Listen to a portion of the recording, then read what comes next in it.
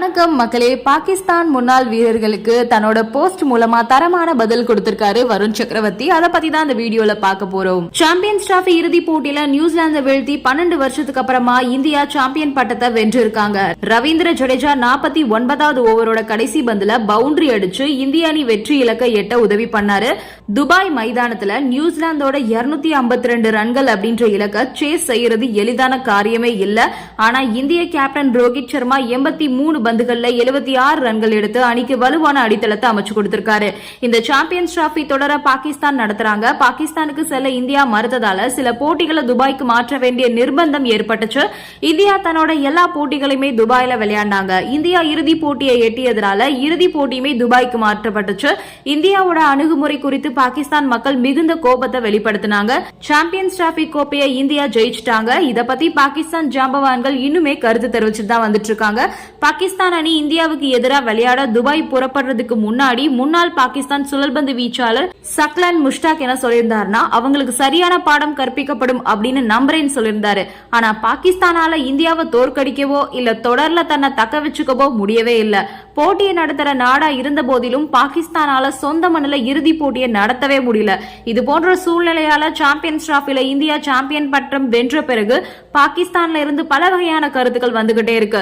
இந்தியாவோட வெற்றி பத்தி பாகிஸ்தான் முன்னாள் கிரிக்கெட் வீரர் சக்லன் முஷ்டாக் என்ன சொல்லிருக்காரு அப்படின்னா, இந்த வெற்றிக்கான இந்திய அணியோட பெருமிதத்தை நான் பறிக்க விரும்பல. ஐசிசி கிட்ட நியாயமான முறையில முடிவுகள் எடுக்கப்பட்டதா அப்படின்னு உலகத்துல இருக்கக்கூடிய அனைத்து கிரிக்கெட் வாரியங்களும் கேட்கணும். எதிர்காலத்துல கிரிக்கெட் இந்த வழியில தான் தொடருமா, இதை விட நிலைமை மோசமா போகுமா?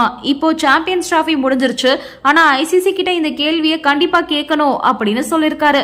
எது ரொம்பவும் கவலைக்குரிய விஷயமா இருந்தாலும் அதை பத்தி கவனிக்கணும். இல்ல அப்படின்னா இந்த கிரிக்கெட் வேறு திசையில பயணிக்கும் அப்படின்னு நினைக்கிறேன். எதிர்காலத்துல ஆசிய கோப்பை இருக்கு. இப்போ ஆசிய கோப்பையை நடத்துறது எப்படி இருக்கும்? விளையாட்டு உணர்வு மறைஞ்சிரும். கிரிக்கெட் திரும்பவும் ஒரு அதிகார விளையாட்டா மாறிடும். கேன் வில்லியம்சன் வெளியே உட்கார்ந்திருக்காரு. இவ்வளவு பயணம் செய்ய வேண்டி இருந்ததால அந்த அணியால சரியா கூட தயாராக முடியல அப்படின்னு சக்லன் முஷ்டாக் சொல்லிருக்காரு. இந்திய அணி எங்கேயுமே பயணம் செய்ய வேண்டிய அவசியம் இல்லாம துபாயில உள்ள ஒரே மைதானத்துல அனைத்து போட்டிகளையும் விளையாடும் சாதகமான சூழலை பெற்றிருக்காங்க அப்படின்னு சக்லன் முஷ்டாக் சொல்லிருக்காரு.